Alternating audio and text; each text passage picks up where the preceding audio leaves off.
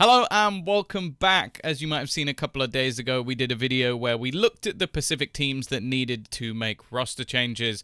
And as I'd already said, and as some of you will have guessed by the title of this video, we're going to be doing that again, but with EMEA. Now, I'm going to make this easy for myself. I'm going to start off with probably the easiest team within EMEA. We have got Fnatic, and I know that there's going to be some North American fans who are going to be sat there going, but the roster's not perfect. They finished 4th at Champions. It's similar to what people said about DRX. It's like, just because I've put them in, I've specified this time that it just means no changes. The roster is perfect. I just didn't want to write no changes because it becomes a little bit boring. But yeah, team that won 2 trophies and obviously finished 4th at Champions. I think even 4th at Champions, a lot of the time you wouldn't really expecting a roster to make changes. Fnatic in the past have been a team that have been quite happy to, I guess, move themselves outside the box a little bit and take huge risks in positions where they didn't really need to, I guess, is the way I'd look at it. Like, they did it because they wanted to push the roster further forward.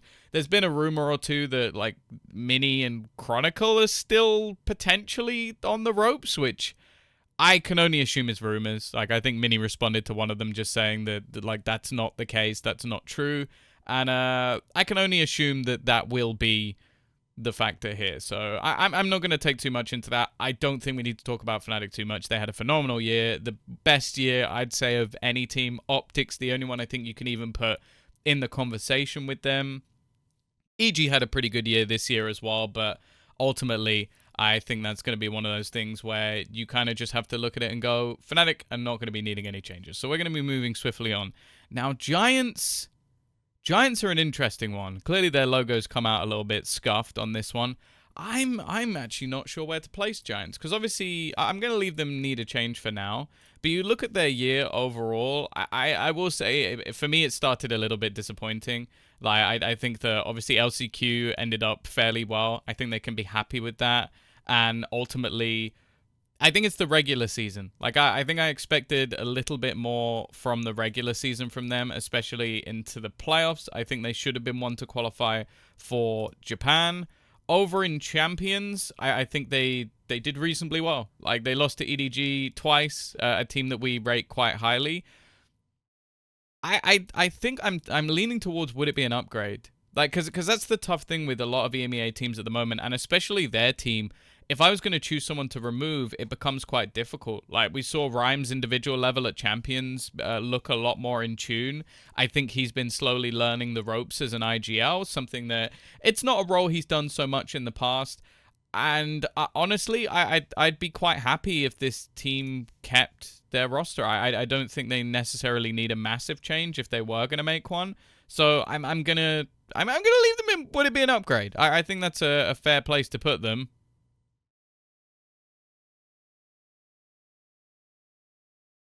I think we all knew the way either. I don't know why I'm trying to bait anyone here. This roster's already imploded. Like, I was like, I'll try and make this video nice and early within the season so that I can kind of get there before a lot of the roster moves start. But I think we saw a tweet already from Scream, which I think it was in French. I can still somewhat show it anyway, I guess. I haven't actually read through this properly. But yeah, this was the tweet. I've been distancing myself, understand the respect the wish of the club. Yeah, basically the roster's been shut down. That's all you needed to know. Obviously, I think he's still wanting to compete. I don't think there's any surprise by that. And I also don't think that would be a bad thing at all. Like, he is someone who has put up incredible numbers over the last few years individually. The team, I even want to go to their team page. The team wasn't good. Like, let's put it this way. I don't think Scream's an IGL. I don't think Scream should ever have been an IGL. No offense to the man. I want him fragging. Like, even if he was a mastermind of the game, I want him to focus on his individual ability. I think the same for Navera. I think Navera, obviously not the in-game leader. I think he should definitely be someone we see stick around within the Tier 1 scene. And I was also impressed with Shin this season. It clearly just didn't work as a roster, and I think the internal issues that we've heard so much about are clearly the reason that this roster needs to not exist anymore as a 5-man. If all of them go their separate ways, I'd say Zaysh as well as a stand-in was fantastic, and I actually think that they had some okay ideas towards the beginning of the seasons. It was just their execution of them was comical. Like, it was comical. So I think, obviously, the main look when we look at Karmine Corp now is how much money they're going to give to Enzo when they sign him. Because if they don't sign him, they've lost the plot. But also, the good thing about the French scene in general, and I guess the quickest way to get to this would be to just type in Gentlemates and have a look at them playing through the French league. I think there's a lot of decent players. I think especially if you look at the likes of Kadavra. Kadavra's numbers are actually pretty insane. Like, you're talking about just him putting up numbers across the board. I would definitely be happy to see him come back into the tier 1 scene.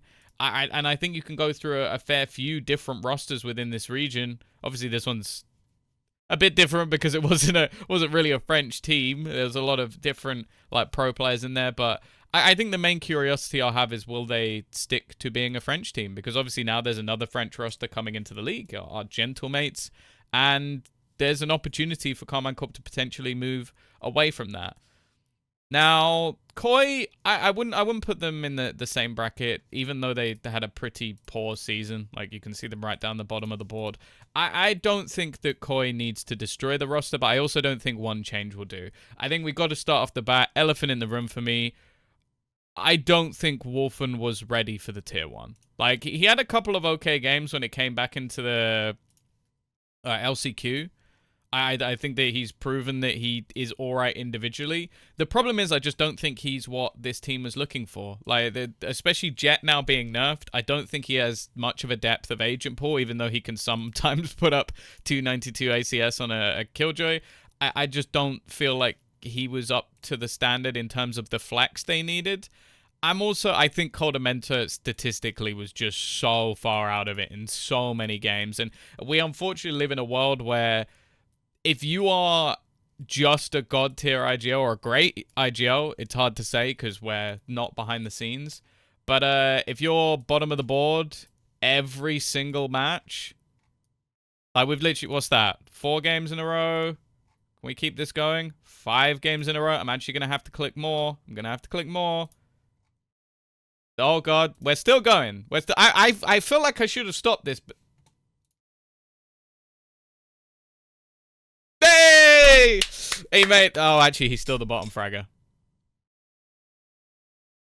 Anyway, moving on. You kind of get the point. Like, I don't necessarily doubt the brain of Coldamenta, but I just think the ability fragging-wise is not there. And when you look at teams like we always had this same criticism of someone like Boaster originally. But, like, his individual level, I think, at least has increased. Like, he's not just, like, bottom fragging the board. And he doesn't need to be a superstar. That's the thing. He doesn't need to be there all the time as this individual. But I don't feel like he's a hard anchor on the team anymore.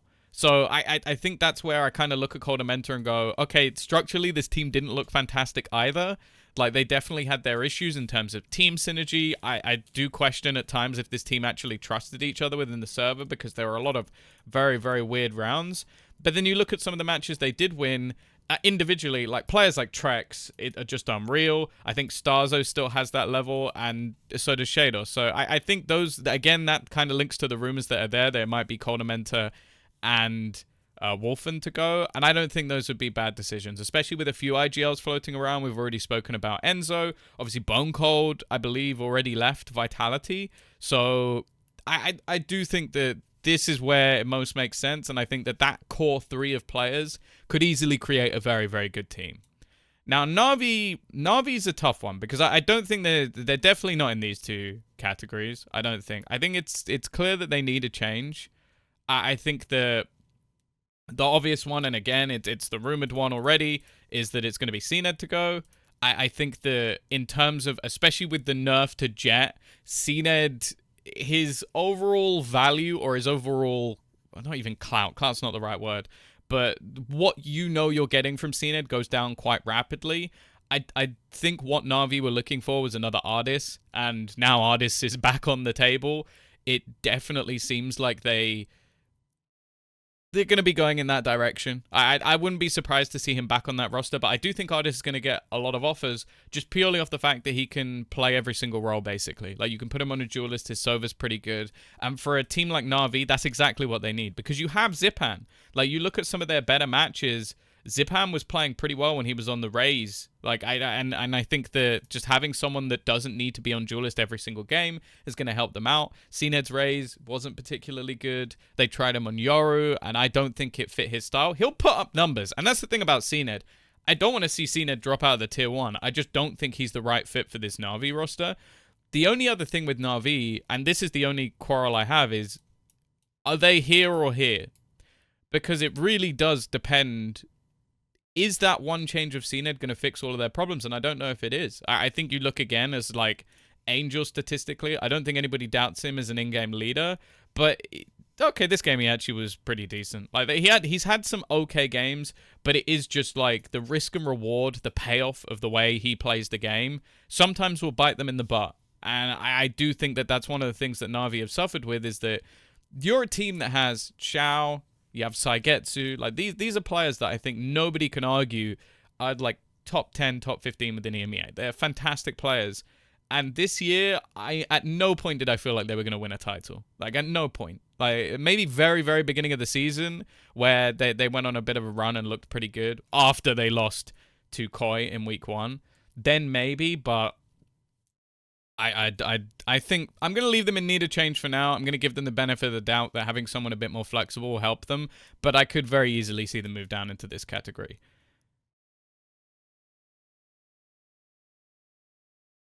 They're not quite as bad as Karmine Corp, but I do just think that this Heretics roster was an absolute miss. Like, I know that I've put Koi above them, but I just believe a little bit more in the core. I'd like to see them keep Benji and maybe Boo. But again, it's really difficult to tell the sort of value of Boo with everything that went on with that roster. An absolute implosion. I think Kellogg's, for me, too much risk. Like, I'm very happy with individual players like Jets and Raises and Neons and all of this having a risk reward, but he just doesn't have an off button. And that must be, you'll see him take the riskiest play in every scenario. And he has the talent, no doubt, but it just makes him so ridiculously inconsistent. And but we'll see. Does it apply to any of these matches? There are matches where you'll look at. Oh, it does. I didn't even have to look very far. Half 1, 16-7.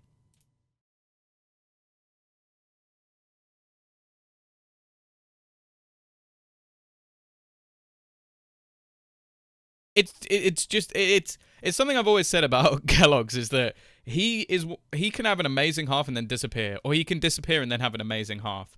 I don't know if it will ring true the same. Nah, there's still a clear parallel, and that's one of the things when you've got a duelist player like him, is when he's in form, when he's running the show, and if he does have 2 back-to-back halves where he's phenomenal, you're winning the game. But it's just so rare at this point, and I don't think they have the depth of roster where they can really afford to have a player go missing like that.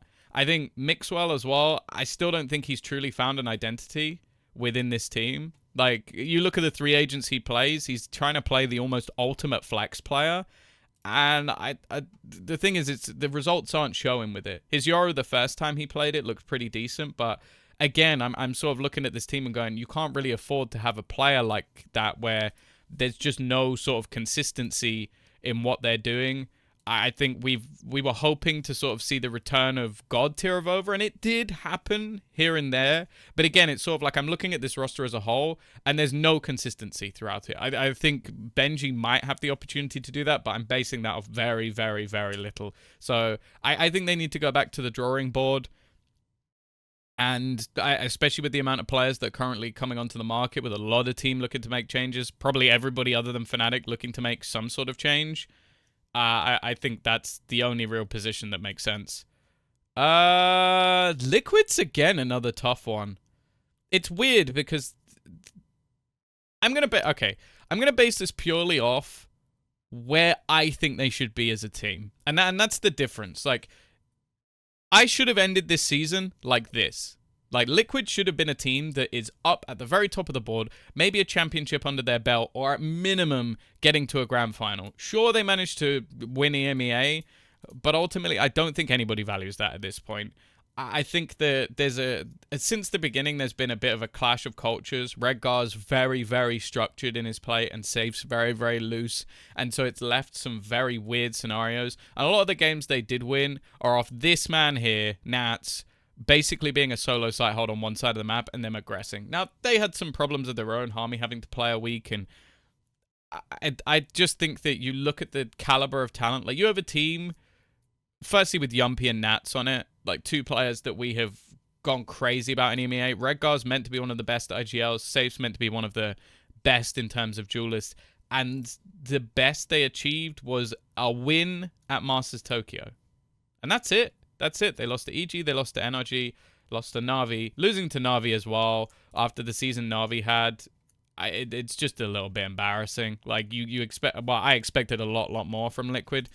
And I think that either they have to swing towards one sort of culture or another. I don't think you can have a very structured, loose team. It doesn't really match up. So I think either they've got to stick with Safe's ideology, or they've got to stick with Redgar's ideology, and they've got to work well with Emil to find where that could be. And you can mix it up. You could switch it for different teams, but it just seemed like a lot of the structure was a little bit lost. I think Soulcast has come under pressure once again because obviously he's definitely not put up the numbers, and we're always... I think he's a great player, and I think in the right roster, he will shine.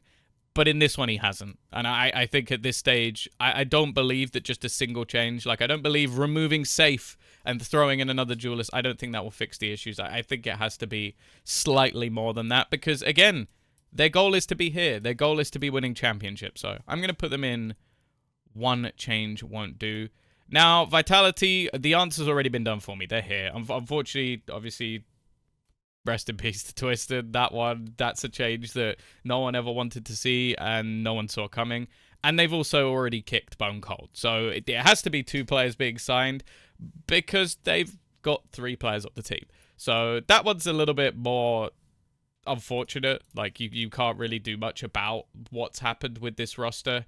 And I back this team quite a lot. I think that Salah is someone who is always going to look outside the box in terms of the players that they're signing. It's similar with the rumors we've already had with this team. That I believe they're looking to pick up someone from East. The name escapes me at the moment. But I think that they're going to pick up some solid players. And I think they'll build a decent roster. But as I said, they're in this spot because they have to be, unfortunately. And they've already moved on from Bone Cold, which... Again, we don't know what's gone on behind the scenes, but I will always trust Salah's judgment as a coach. I think he's someone who's fantastically hardworking. I've spoken to him a lot on that. So, yeah, I think they're going to sit here. FUT's an interesting one. Because, again, it's like, if I put them on the same expectations as Liquid, maybe I move them down one. But I don't. Like, this team, for me, came in at the beginning of the year as a team I didn't have a lot of expectations for. They made one change, which was bringing in a captain. They stuck with this core roster, and they built it into something that improved massively as a team. So I kind of want to see what they can do next. They've hit new heights. I think they've proven themselves. It'll definitely be a different season for them. Because you have to bear in mind now, last season they came in, they won the VLRs from 2-0 down to win 3-2. And they came into the season as a team that ultimately I think we expected to be maybe around here. Now, okay, they're only a little bit above that, but they qualified to multiple international events. Like, you look at the teams they're losing to. Close game versus DRX, lost to EG again, lost to PaperX, lost to Fnatic. I don't think you can have much higher expectations as that. I think the organization will have higher goals, but it's also then who do you bring in? Like, we're going to throw players like Woot into the conversation. He's been linked to basically everybody. If you don't know Woot, he's this young Turkish star who I think has got the attention of absolutely everyone. I think he's also one of the players linked with Na'Vi. He is linked... The thing is, I never remember, is it Woot? Nope, I think it's Zeros. Nope, it's a mixture of both. There we go. Woot, why have you done that? I'm a big fan, but why have you done that? But yeah, he is someone who I literally seem to be able to play anything, has put up a ridiculous numbers on the likes of a Viper. I remember doing one of the qualifiers in the off-season last year, and this kid just absolutely lit up the server. He can play Jett to a high standard, Neon to a high standard, Raze to a high standard. You got him on a Viper, an Omen. Like, this kid is going to be one of the future stars. If you don't already know who it is, you need to check in on that. If FUT can get him, then maybe there's an upgrade to be had. Other than that, I don't know who else they could realistically get. I don't think you're going to be... Like, that's the other thing. Who do you replace? Like, every single one of these players has had their moments. Like, Kiwi's been fantastic. Ada Captain Cracks had a great season. Mr. Fallen might actually be one of the highest fragging IGLs we have within the scene. So, yeah. I would be genuinely gobsmacked if they're going to make a change, and it would have to be for someone phenomenal. Now, BBL on the other side... I don't know if I'd go as far as to say nuke the roster, but if they're going to be competitive, I think one change won't do. I think that, like, realistically, you got a couple of players that... I've already seen, like, I think it was Aslan's linked to Fireflux, so I assume he's going to be gone. I think Suchny as an IGL is probably going to be kept. Not a lot of IGLs within Turkey. And, yeah, I don't think he's a bad IGL at all. I'd also be surprised to see Kushner go. Another, like, fairly versatile duelist, like, still been willing to play the likes of a Yoru at times, can play a Raze. I think he should be sticking around in this roster. The rest of the team, though, I think is more up for grabs. Like, Brave is still quite young, if I'm not mistaken, so I'd assume that he could still be sticking around, maybe have a bit to learn. But I also just think that, like, after they got rid of Vlad, and I understand the decision because, well, if you go back to the early games of the season, they were losing to the likes of Karmine Corp. But he was someone who I feel like added at least a little bit of creativity into this team, whereas then they kind of went back to basics. I don't think they were really running any sort of comps that blew my mind. It was fairly cookie-cutter stuff, and I think if they were going to compete this season, they had to go outside of the box. If you played them on Ascent, no surprise, they were very, very good. Everything else, not so much. And now we get to Gentlemates. Now, Gentlemates is, again, an intriguing one because I am very much of the thought process, especially with the new season and the 2-week sort of like, hey, we're going to give you a 2-week tournament at the beginning and then that will lead to a Masters and then there's a break. I would go here. Because ultimately, I don't know if there's going to be... Like, firstly, who do you change when it comes to Gentlemates? Like, I think that they've proved to have utter fire within making their way through. I think Bear's clutch potential was just ridiculous and seems to be the sort of proper emotional leader of this team. Natank, honestly, I'm blown away. I feel like Vitality are going to be kicking themselves they didn't keep him because this guy has gone from being, I would say, decent to being absolutely world class. Like in the grand final, he was insane. He's played multiple different... Like, look at this. This is his Breach. Like, he's playing Breach and still fragging out. He did this throughout. This is 83 kills across 3 maps. It is absurd. 40 kills on Split. The only look at the difference in this. No one else is even remotely close to where he is. And he did this throughout the entirety of the series. I think that Natank has proven to be a world-class player. Takas as well, all the way through, was great. Like, from the very beginning to the very end, he had a fantastic run in the Ascension tournament. So I guess the only player, and it's going to sound harsh to even isolate anyone, would be maybe Whalers. But I still think he was a very important piece of this team. So that's me absolutely stretching to the bare minimum to go, maybe you could do something here. Or again, if they paid big money for Enzo over Bears. But I think Bears actually, as said, he fits this team better than Enzo will. I think all the team, from just seeing the player cams and around the arena, I think they sort of resonate with him as a leader. So I'm going to put them in, would it be an upgrade? Because I don't know if there's anybody that I'd specifically replace or specifically change within that team. So I think this is where I'm going to sit. It does sort of sing true. Like, maybe you could move them down. But I find it difficult to know who I would change from Giants. I think, again, they had an okay year in the end, making it to champions. I think they're the ones I'm probably most likely to move, other than maybe Na'Vi down here. I think everybody else I'm relatively happy with. I think not many will argue too much with this. And maybe a few NA fans will say we'll move Fnatic down. But yeah, once again, I'm going to post this on Twitter. Feel free to interact. Maybe I'll also save the little tier list so you can respond with your own of where you'd put people. And make sure you comment and like down below. Let me know. I really appreciate on the last video, there were loads of people interacting, giving their opinions for and against everything I said. And I definitely love these sort of videos when people are properly willing to have a discussion about this, because just because I think this doesn't mean that that is the gospel. I know many of you will disagree with me, and that's absolutely fine. So make sure to do that. Subscribe. And again, I'll see you next time. In fact, a couple of days where I'm going to give Americas a go. So we'll see how that one goes. It might be a little bit more messy. Either way, bye-bye.